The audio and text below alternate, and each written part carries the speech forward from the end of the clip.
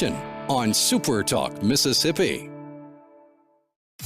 And now, it's Coast Vue with Ricky Mathews. Brought to you by J. Allen Toyota, Gulf Coast Business Supply, and AGJ Systems and Networks on SuperTalk 103.1 FM.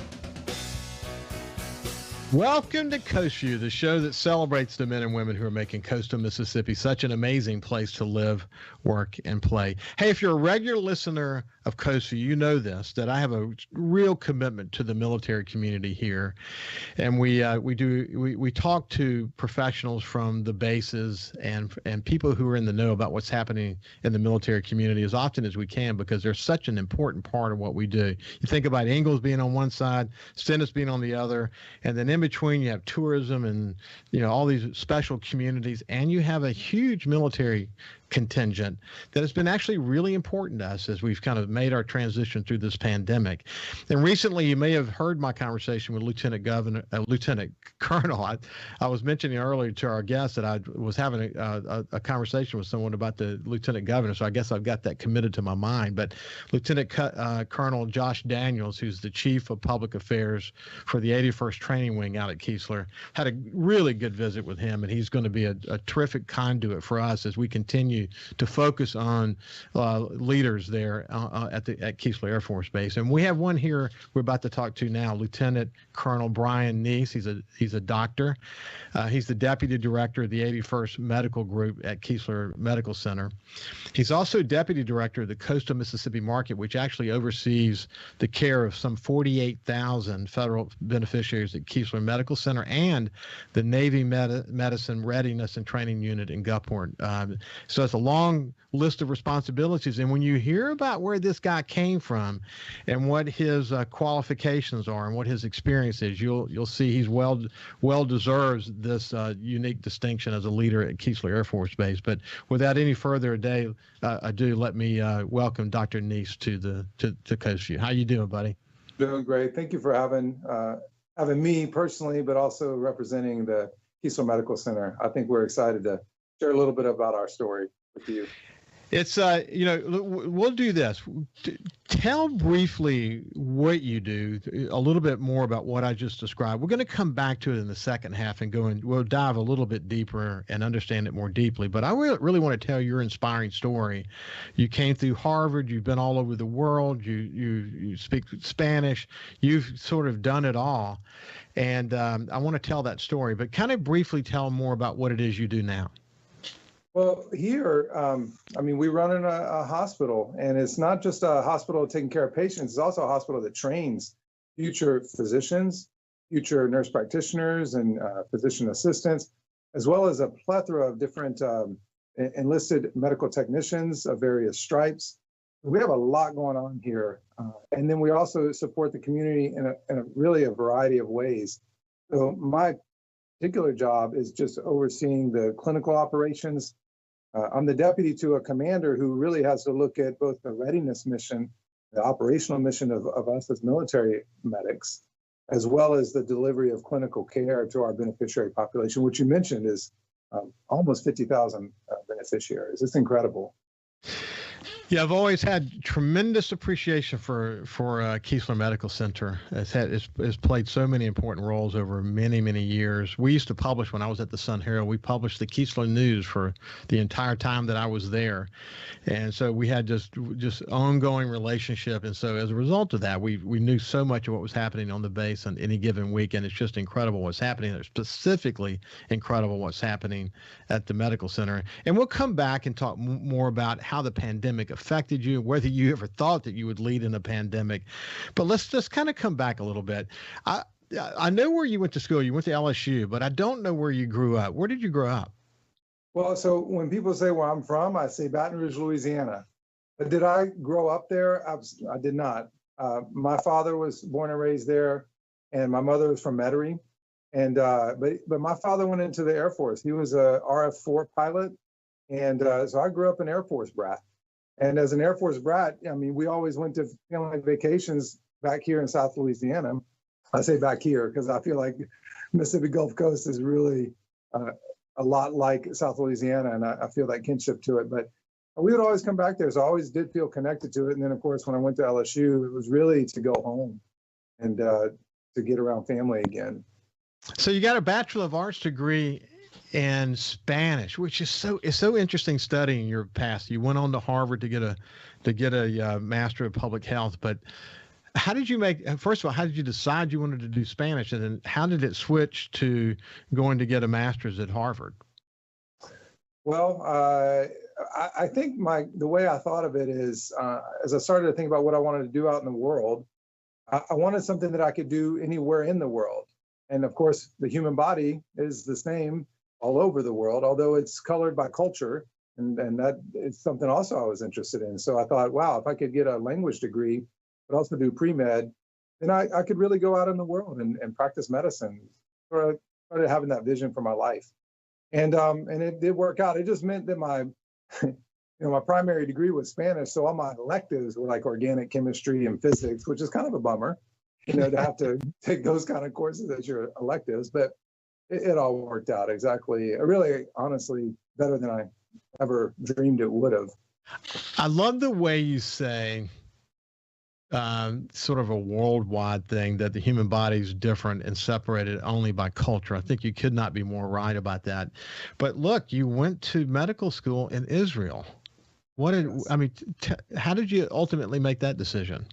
Well, that was not an easy decision in the sense, because I had a fiance who is now my wife still. Thankfully, that all worked out. But that was an opportunity to go learn cross-cultural medicine, to go learn global health, to be developed and trained as a physician that could then practice in those environments. And that's what attracted me to the program. And so moved over to Israel, and it's a 4-year program, and then was able to come back to the United States and do my family medicine residency pretty seamlessly. And I couldn't join the Air Force because I was in an overseas medical school until I came back to do my residency stateside. Well, you did your residency in family medicine and Charlottesville, Virginia. I love that place. Incidentally, I've been there before, and what a cool place. Do you have good memories about being there? I do, and the reason I went there is because they actually take care of. It's a refugee resettlement town, if you will. They absorb refugees from all over, and our family medicine residency actually provided primary care to them. So I thought that was a great extension of this career path that I was on. So you go into the Air Force, you go to Air War College, you ultimately, you get sort of very well trained, you become a flight surgeon along the way. Tell me about that path. Well, when you're this is actually very interesting about the opportunities that exist in the Air Force for physicians of all stripes, is the opportunity to do flight medicine, to be a flight surgeon. And by the way, you're part of the rated air crew. So you get to really be a part of that crew, and you log flight hours, and you get to kind of learn all about aviation. And that's just something I thought was so cool. And I wanted to take advantage of that. So as soon as you get in the Air Force, you start to realize look, we're a flying mission. That's what the Air Force does. So it was really interesting to kind of go into that world. It's a whole new world of kind of a place in medicine that I didn't know anything about, but I really enjoyed learning about. So your travels took you all around the world, and ultimately you landed in the Pentagon. But tell me about some of your more interesting assignments along the way. Well, so I think the reality is, I told you that I was going to end up in Homa. I don't remember if we were on air when I said this, but had I not gone into medicine, my plan was to go down to Homa, Louisiana, learn Cajun French, and coach football. So what does somebody like that do in an Air Force career? And, clearly I wanted to do have cross-cultural experiences and use my languages. And it turns out that the Air Force actually does that. And they do global health, and they do cross-cultural medicine, and they actually do foreign language development. And I won't bore you with the details of all that, but the bottom line is I was able to do a particular job where I was working with Latin American Air Forces to build partnerships, to work together, to achieve common goals. So using the language, obviously traveling as well to build those relationships. So I think because the Air Force sort of had those opportunities, that really kind of kept me in, if you will, and I'm still in. I can't seem to get away from the Air Force, and it's been fun.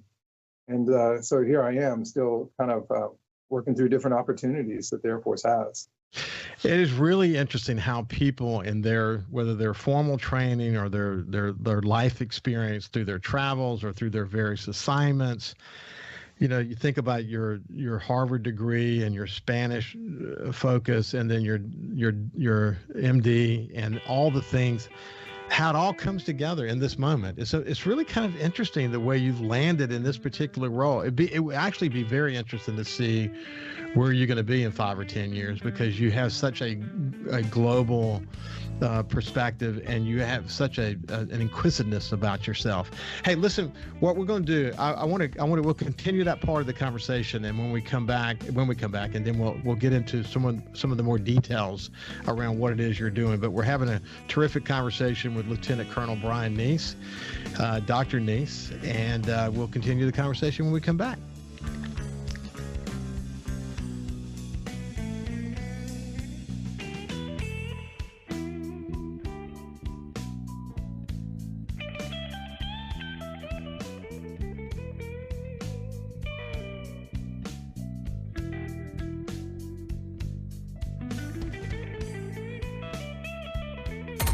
Coast Vue on SuperTalk 103.1 is brought to you by J. Allen Toyota on I-10 exit 38 Gulfport. See all the incredible inventory at allentoyota.com. And remember, when you think Toyota, think J. Allen Toyota. Hey, South Mississippi, it's J. Allen at J. Allen Toyota, and I got something new for you for 2021. It's the J. Allen Certified Collection. What that means is we selected our very best inventory with under 75,000 miles, and they're 6 years old or newer. That comes with a multi-point inspection, a 10-year, 100,000-mile warranty, and a 3-day buyback guarantee. So come check out the J. Allen Certified Pre-Owned Collection right here, I-10 exit 38 in Gulfport, or on allentoyota.com. When COVID started, Gulf Coast Business Furniture and Supply began stocking hard-to-find PPE items. When Amazon and other mega internet companies were out of stock or inflating prices, Gulf Coast Business Furniture and Supply was providing local schools and businesses vital PPE supplies at fair prices. When your office needs PPE supplies, office furniture, or products to keep your business operating, consider Gulf Coast Business Furniture and Supply. We sell that too. Buy local. SuperTalk Mississippi. From outer space, visitors from another world. We've had contact with bug-eyed monsters. This is actually a flying saucer. Flying saucer? I'm from another planet. Where late nights are kind of weird. Well, they must have a reason for their visits. The unexplained, the weird, and the downright creepy. Coast to Coast AM with George Norrie. Late nights. SuperTalk Mississippi. If Alexa's part of your life, you've got one more way to access SuperTalk. SuperTalk Mississippi is now available on Amazon Alexa devices. Once enabled, just say, Alexa, play SuperTalk Mississippi at any time and start listening. It's that easy. Just one more way to stay informed and connected with your state. Learn more at supertalk.fm/Alexa. SuperTalk Mississippi. SuperTalk Mississippi. Now available on Amazon Alexa devices. Feeling down? Here's your prescription for a daily dose of good news and positive vibes. Good Things with Rebecca Turner. Every afternoon, Rebecca highlights all the good things happening right here in the state you call home. Daily exposure to Good Things with Rebecca Turner may cause smiling, feelings of positivity, happiness, and even laughter. When you experience these symptoms, tell your friends to listen. Okay. Weekdays starting at 2 p.m. here on SuperTalk Mississippi and now on Amazon Alexa devices. 106.3 Casino Radio is here. Tune to 106.3 to discover all of our must-see attractions and everything that's happening at our 12 incredible casino resorts. Where to eat, where to stay, what to do, and where to play. 106.3 Casino Radio has you covered with everything you need to know to help make your visit here to the coast one you'll never forget. Turn on 106.3 Casino Radio or listen now on our website, casinoradio1063.com. His love for the coast is why he's here. It's Coast View with Ricky Mathews on SuperTalk Mississippi Gulf Coast 103.1. Welcome back to Coast View. I'm having a terrific conversation with Lieutenant Colonel Brian Neese. He's a doctor, and he's the deputy director for the 81st Medical Group at Keesler Medical Center. And, you know, I told him during the break that we could literally have dedicated an entire show to him because he's really a fascinating guy. He's done so many different things and, you know, he finds himself in this position. And one of the things you should know as a listener that makes him even more fascinating to me, not knowing that he would one day be the deputy director there in the current role that he's playing now at Keesler Medical Center. In 2006, he wrote for the Chicago Sun-Times a story that said Katrina exposed gaps in healthcare system. Had no idea that he would end up here in coastal Mississippi at the time, but you know, it's you know, because I guess that's, you know, your Metairie connection and your passion for understanding the difficulties after Katrina and why that was important. You couldn't just not comment about it, I guess. I mean, I think that's everybody has their experience with Katrina. I mean, it's just one of those landmark moments in even the psychology of people from the region. I mean, I wasn't not living here at the time, but family was, and yeah, your heart just aches. And so part of that is just how to sort of connect with that. And I was at a point in time where I had an opportunity to take some time during my training to I actually went down to New Orleans and went around with the Corps of Engineers. I met with all kinds of people. Obviously, I met with my understand the challenges before. The focus of the article was about healthcare because that's, I mean, it was just thrown to the wind, you know, and chronic disease management, that's a huge problem when new provider teams don't know your background, your medical history, you know, where's your prescriptions, where's your old meds? I mean, it's just all tossed. How do you restart? And then, of course, health insurance and all those things that go with it. So that was really to connect. I honestly, it was really to connect to my family and to the region, and I think in a meaningful way. Well, we mentioned. Go ahead, say it again. Sorry. There are things unresolved, as many people know. I mean, these are not things that they're almost going to take a generation of people, I think, to really resolve. Yeah, having been a leader here in coastal Mississippi and an observer of the post-Katrina world, here we are nearly 16 years later, and we're still trying to understand how that's impacted us. And I often compare that to the pandemic. Katrina hit this region, the pandemic hit the world. 20 years from now, Dr. Neese, we're still going to be talking about how the pandemic changed everything, how it sped up trends that were in existence before, how it enabled technology in ways we didn't know, how it sped up, you know, trends in medical care. I mean, we don't fully appreciate just how much of things our lives have changed as a result of the pandemic, do we? I'll tell you, I mean, this is a little bit out of my scope. It's not particular to my work here, but just in my own studies of this, I think my impression is with the advancement in technology that we're talking about with these vaccines, we're very focused on COVID right now. But when we get past that and we take really an assessment of where we stand with the technology, in particular with vaccines, we're going to realize that the game has changed. Like this technology that is driving these new vaccines are going to allow us to tailor our vaccines to, for example, the flu that is hitting us this year, right? Because we're always treating last year's flu just because the vaccine technology required that sort of lead time.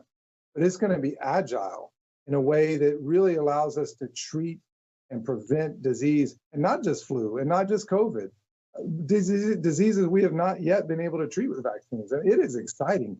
We don't see that yet, right? Because we're still under this burden of COVID. But when the sort of the veil lifts and we move out from that cloud, we're going to realize that the game has changed. And I think from a military perspective and a readiness perspective, that's very exciting because this technology is going to allow our military to be much better prepared going into very uncertain times, right? And that's what we have. The challenge before us is to be ready for things we can't even foresee. So we think this is going to position us much better in the future. It will be interesting, as I pointed out, in 15 or 20 years to look back and see how the pandemic put so many trends on steroids. I mean, it's just incredible the impact that's going to be. Hey, before we move too far away from you, because I want to get specifically to your role today, we talked about Spanish, but if you went to Israel to medical school, and then you had to learn Hebrew, and then you were involved in these other efforts. I see that you were also Portuguese Brazilian and Portuguese European. So you now speak 5 languages, including English, of course.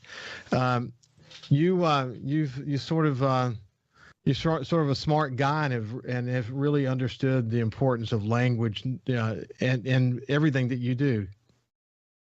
Well, I think that as I look back on it, I realize, language is kind of my hobby. I mean, I joke with my wife that there's a book called 501 Verbs. It's a book that just conjugates verbs.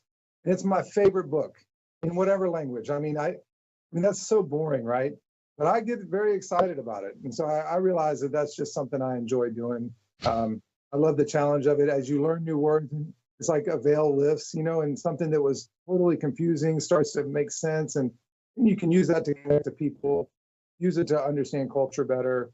I mean, that's just fun. So I'm very grateful for all the opportunities I've had to learn foreign languages. I'm not fluent in all those languages. I mean, it's something, it's a day-to-day, I'm always learning, but I enjoy that. So I kind of accept that it's going to wax and wane, but it's just fun. So as the deputy director of the 81st Medical Group at Keesler Air Force Base, that's a big responsibility. Kind of give me your take on the work that you do on a daily basis. Well, I mean, first of all, when you're leading an organization, any organization, but especially a large organization, there's so much trust involved. I mean, really, it's trying to get to know the mission, really getting side by side with the folks that are at the tip of the spear and learning from them. So I guess I'll connect all the dots here and saying it's like learning a foreign language. When I came here to Keesler Medical Center, it had been a while since I'd been in a tertiary care center, like with inpatient medicine, with surgery. I'm usually in an outpatient setting. That's where I'm comfortable. Well, what do you do when you're uncomfortable? What do you do when this community of people, let's say surgeons, for example, are speaking a language that I'm less familiar with? You ask questions, you learn, you write stuff down. So you're taking that in and you're sort of just trying to grow and learn. So it's a lot like the foreign language. Then it starts to become a little more clear. And then that's where the leadership piece comes in. You can start to see problems and say, ask probing questions. And you're working as a team to resolve those. I mean, I think that's first and foremost. To lead, you have to be willing to learn. You really have to be a learner. And then you have to be able to work together as a team. I'm not solving any problems. If I'm solving the problem, it's not going to be a good solution. The problems are really solved at the front line. I mean, we have young airmen. And this is probably the part I'm most proud about this particular organization. We have very young airmen, 18, 19, 20 years old, and they are coming up with solutions to problems. And they're getting after that. They're like their dedication to the mission. That's the inspiring part. I mean, I really want to share that because that's probably not something that people see. I think that the general community does see parts of that, and they definitely understand that. But these are their sons and daughters that are working in this medical group, and they're leading us. They're bringing us, into a place where we are able to take care of very, very sick people. We're able to do that here on the ground. We have missions that go in the air and deliver ICU level care on a C-17. And those types of missions, very unique missions, that's being trained and taught here at Keesler Medical Center. It's just very exciting. So I do want your listener, there's folks that don't maybe have that intimate contact with the military to know that. They should be very proud of that.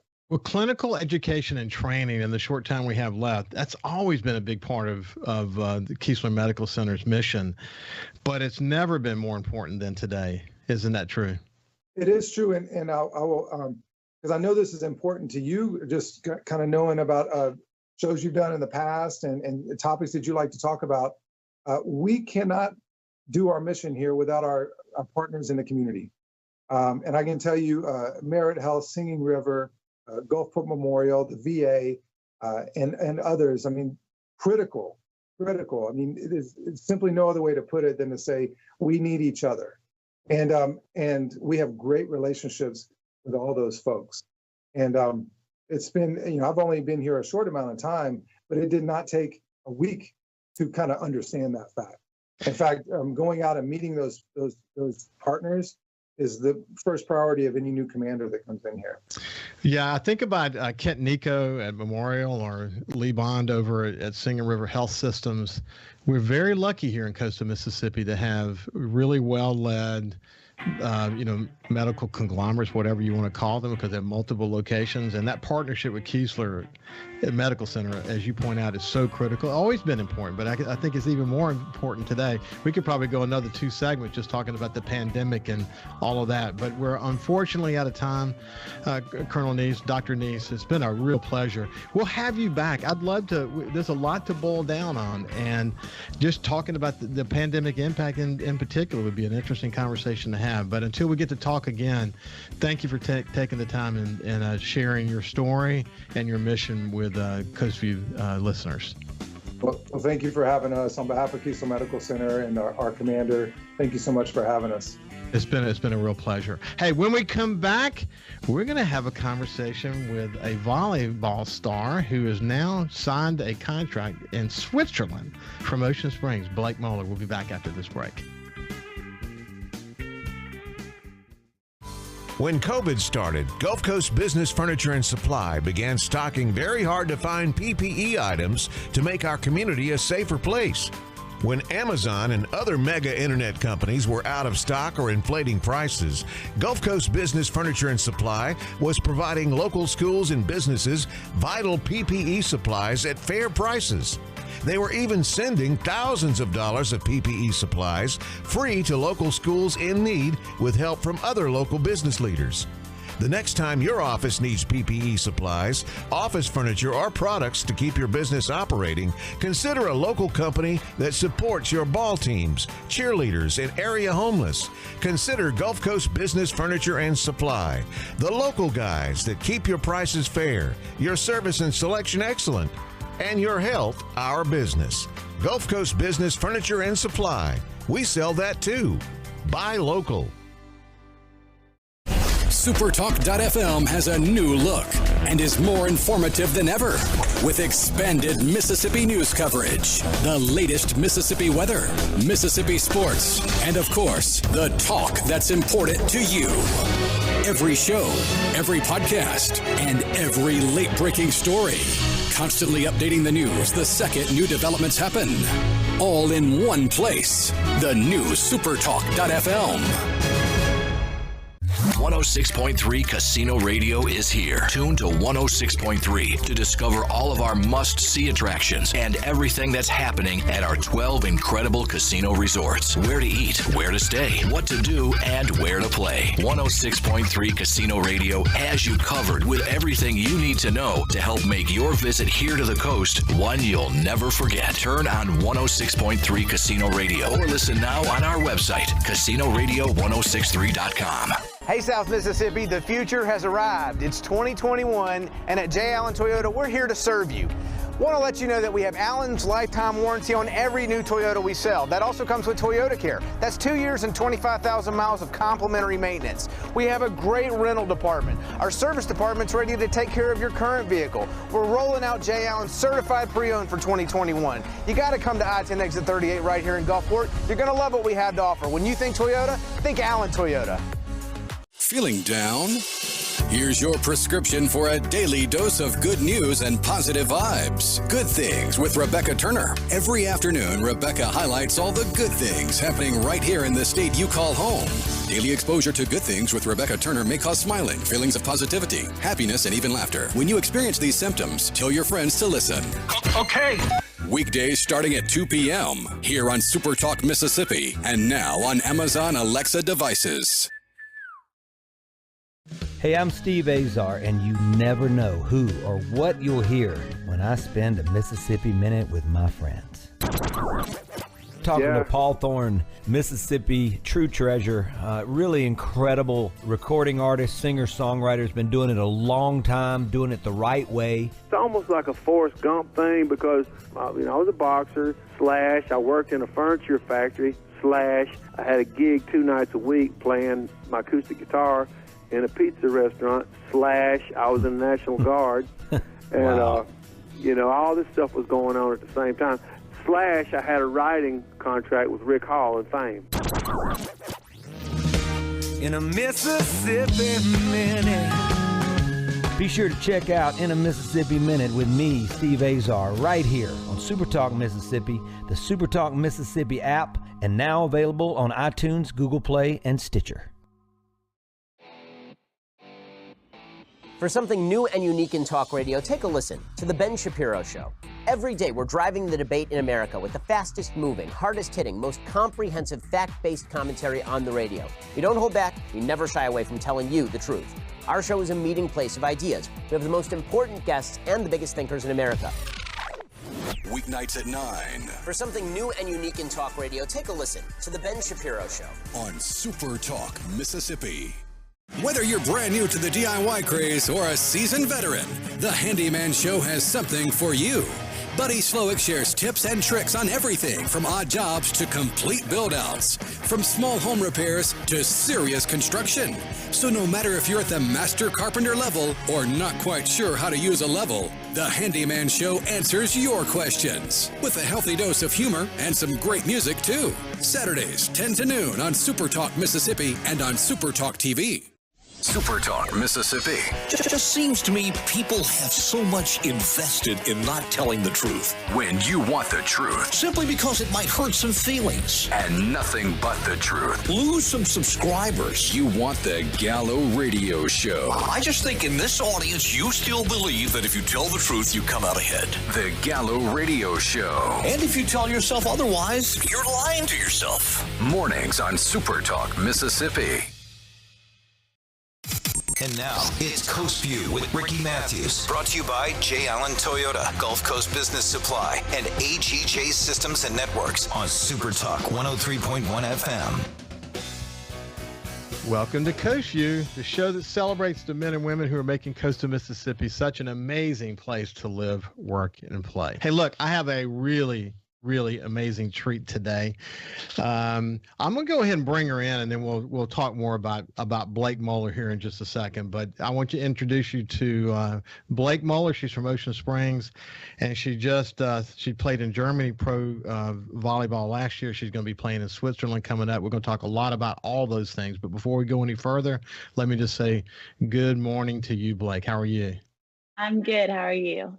Doing fantastic. Doing fine. Hey, Blake, I'm going to tell you a quick story. You may not know this, but I'm going to tell you anyway. Okay. So early in my career, I worked at Mississippi Power Company for a couple of years, and I worked in the purchasing department. And at the time, your grandfather, Walter Williams, also worked at Mississippi Power. And I knew him and gained great respect for him. And as a result of that, I got to know Keith Sr. and your mother, Kathy.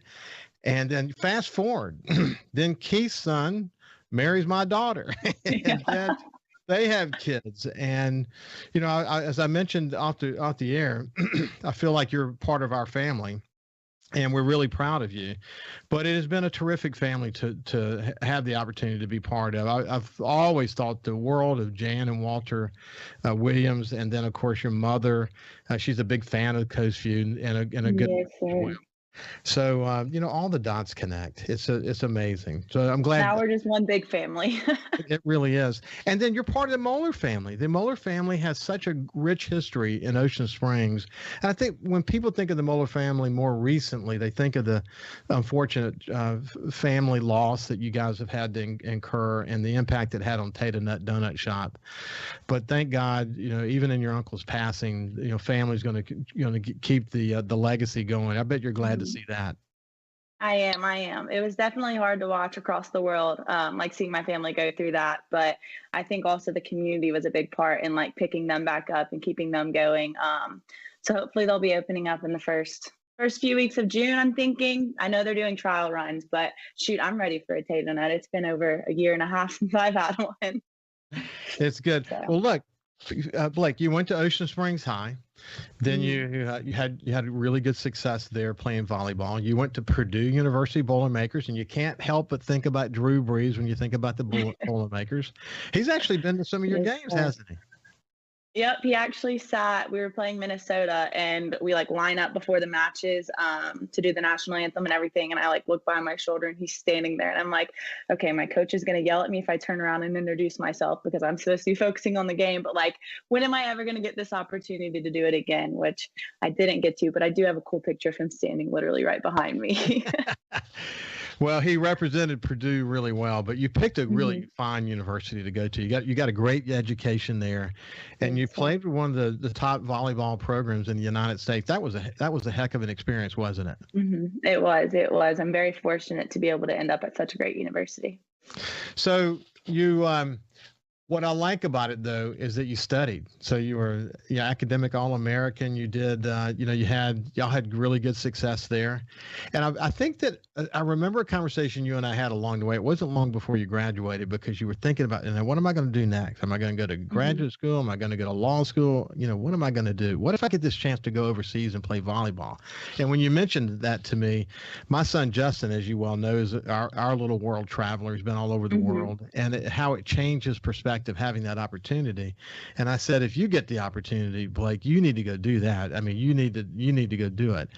Next thing I know, you're headed to Suhl, Germany. And which is, for people who don't know where that is literally in the middle of Germany. You don't know a lick of German. None. Here you are headed there. Tell me about that experience.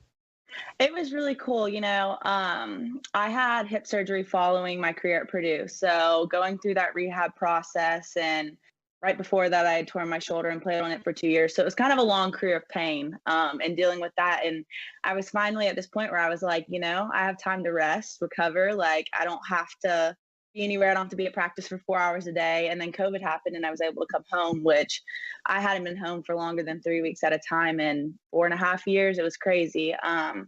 So part of me was like, what if I do give this up? I had already gotten all of my letters of recommendations written to go to law school and apply there and do stuff like that. But my dad decided to take me on a 3-hour car ride to Jackson. And I had no idea what was coming after. And he lectured me the whole way home.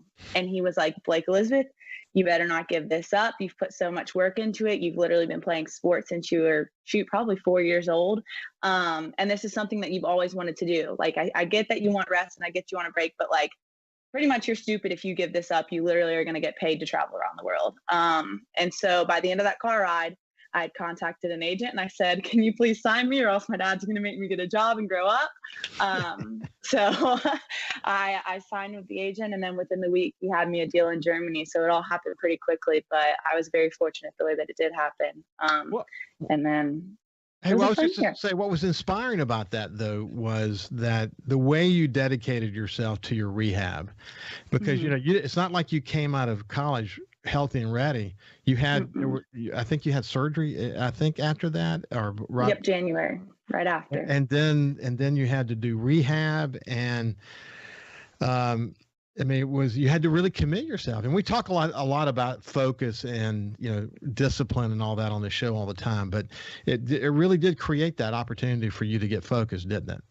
It did, which I've always dealt with things like this in my career. I don't think there's been a time in my life where I've been 100% healthy for longer than a month. I don't know where it comes from. I guess I pushed myself a little too hard. So it's always been something that I've been used to doing, really putting my body first. But actually getting in the professional league and not having the resources that I had in college. I mean, we had physios and we had people that would help us, but I mean, at that point, it's your career. You can decide whether or not you're going to put what you want into your body to be as successful as you can be. So when I got injured, I actually got injured in Germany. I tore my hamstring January again this past year, and was supposed to be out for the rest of the season. And I kind of looked at myself and I told myself, you can either come back harder and really learn how to be a professional athlete at this point, or you can give in and give up. So I kind of completely turned my life around. My diet wise, I call myself a part-time plant-based eater now, because that really helped me heal. And just waking up every morning, having my cup of coffee, calling and telling my family good night while I'm starting my day, and really just journaling, doing my devotion, stuff like that. I think I really learned how to be a professional at that point in my career. So it's weird that injuries have caused me to like put this type of discipline into myself, but it's really helped me in the long run. Well, I mean, it is about discipline for sure, but it's about learning how to be resilient. And okay, just take the professional career aside for a second, just the life lessons about how to be resilient. I mean, what you're really describing is you're literally growing up in Germany. You're becoming who you're going to be. And that's part of that international experience, part of being there, yeah, I love it that you said, I asked Blake off the air, what was it like to go land in a place where virtually no one could speak English? And you tell us about your roommate. Well, I get there, and a week prior, my cousin Olivia, who coached at Ocean Springs for a while, and then lives in Mobile now, texted me. I was like, "Hey, I think you're gonna know the girl that's living with you." So we get into contact. And long story short, we played at the same volleyball club. We had played basketball against each other in high school. Like all these little things, but we just never knew each other because she was a few years ahead of me. And we land at the Atlanta airport, and we're like, okay, let's go. Like, we're together, our best friends already. Like it was a built-in friend that I had and a teammate as soon as I got there. So that was a really cool experience. Man, what a gift! What a gift to transition to such a strange place. And yeah, and fortunately, it was her 4th season, I think. So she had already, gotten the hang of how pro seasons work. So I had someone to kind of like walk me through the whole season when I needed that help.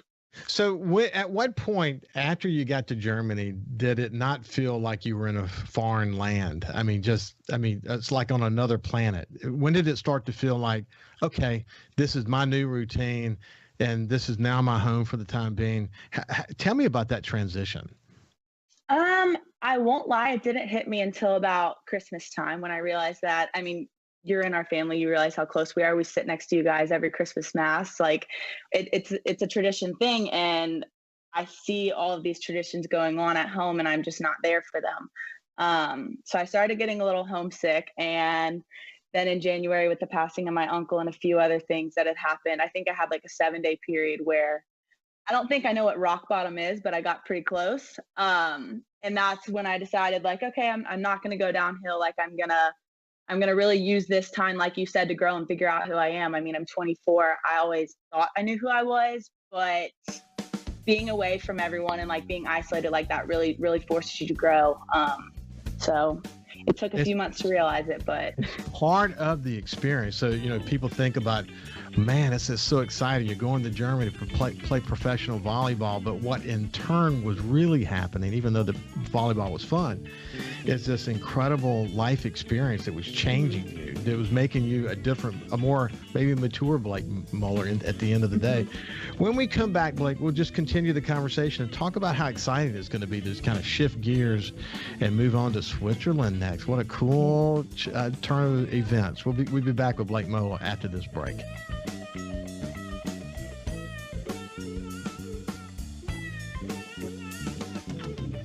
You can also listen live to SuperTalk Mississippi Gulf Coast 103.1 on your Amazon Alexa devices. Once you've enabled the skill, just say, Alexa, open SuperTalk Mississippi Gulf Coast.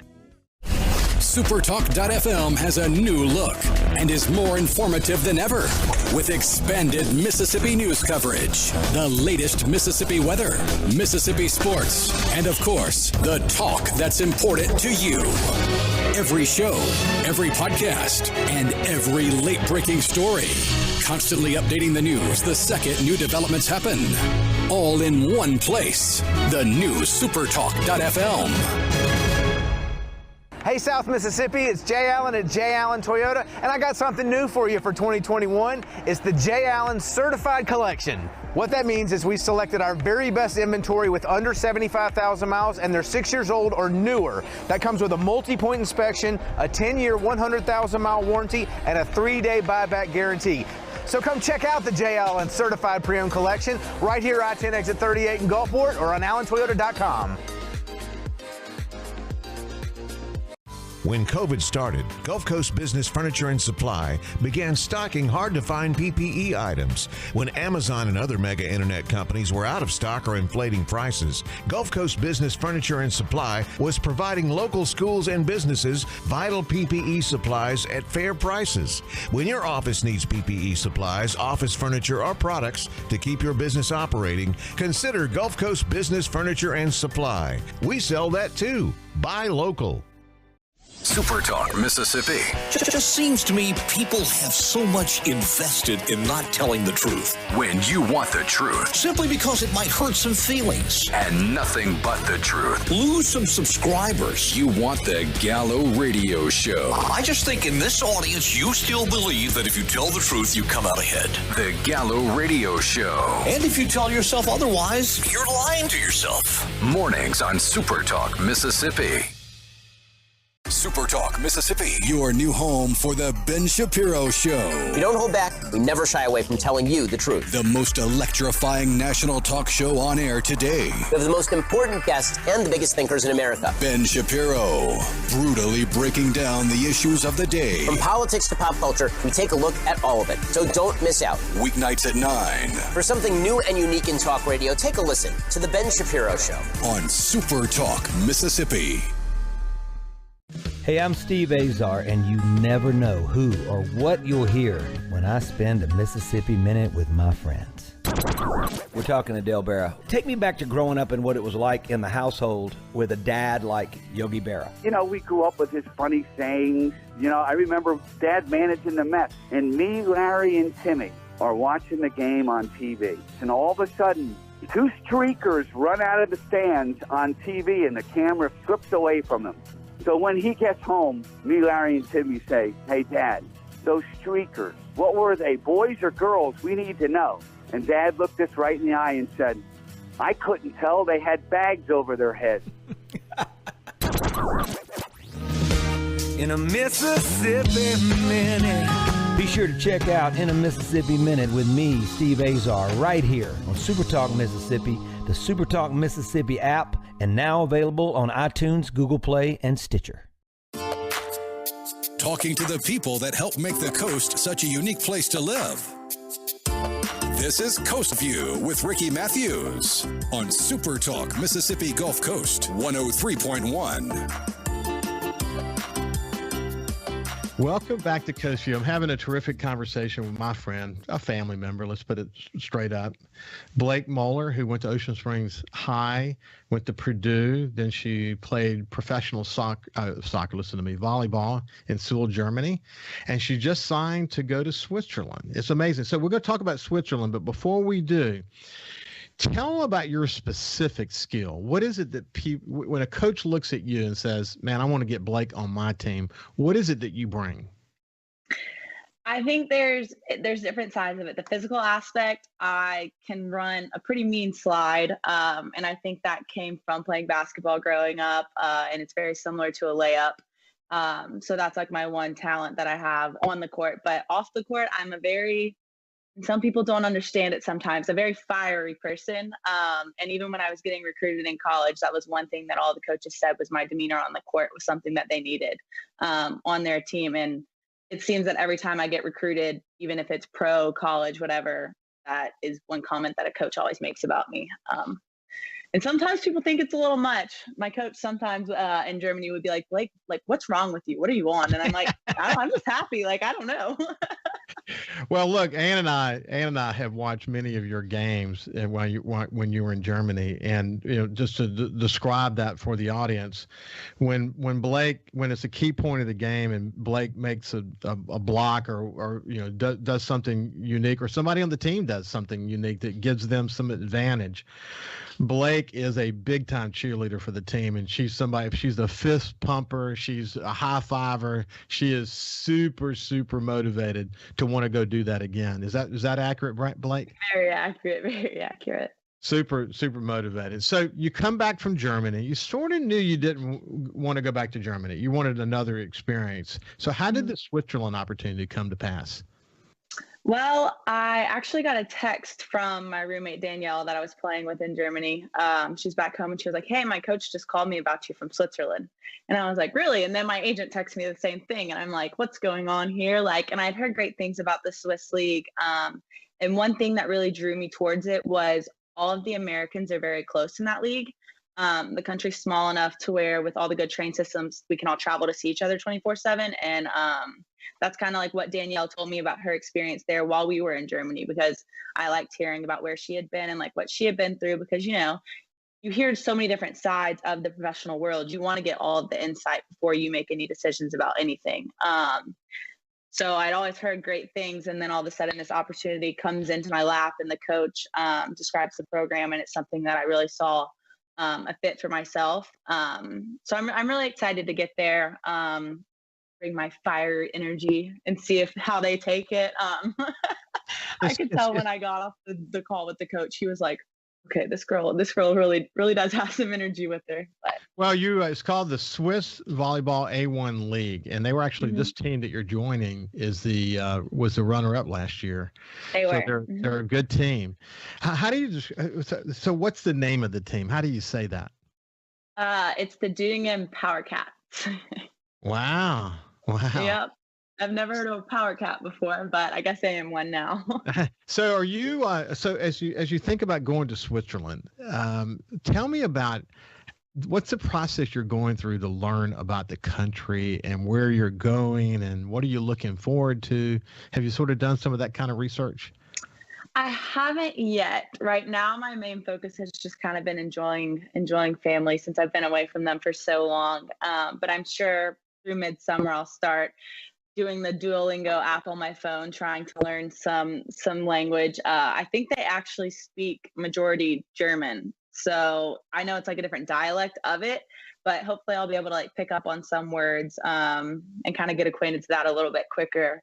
And then I'm really looking forward, I won't lie, the chocolate and the cheese.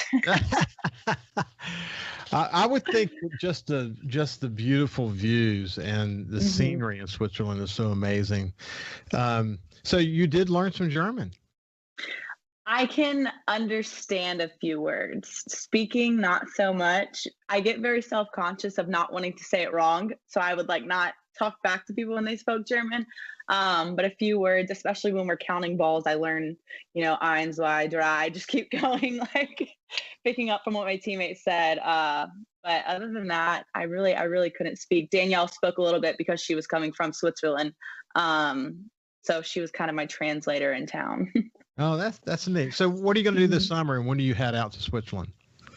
This summer, I'm just training 5 to 6 days a week, really focusing on rehabbing my injuries, staying strong, because this season, a goal of mine is to not get hurt. I'm over it. I really want to put everything into my body that I can to perform at the highest level 24/7.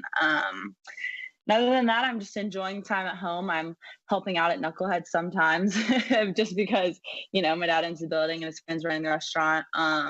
And then I'm also debating on getting my insurance license so that way I can work for my dad at his new insurance company. Because I can do that from overseas as long as I'm awake at the right hours. So other than training and focusing on myself, I'm just having fun. Well, Blake, we're running out of time, or have run out of time, but it has been an absolute pleasure to catch up with you. And it's so fun to watch young people go pursue, their life and evolve as a person. And, watching your evolution just over the past year from your Germany experience is just incredible. And I can't imagine what Switzerland is going to add to that. And, when you come back to the States, Lord knows where what his plan is for you. But at the end of the day, it's going to be fun watching how these experiences have shaped you into someone who will do Lord knows what in your life as time goes on. So it's been a real pleasure sharing your story. Yeah, well, thank you for having me. Good to catch up. It's been a real pleasure. This has been Blake Mohler. Have a great day, and we'll see you tomorrow.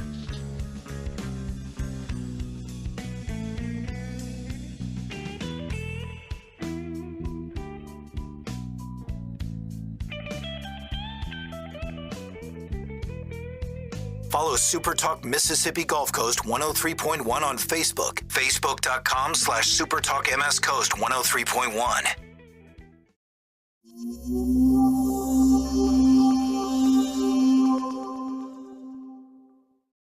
Hey, South Mississippi, it's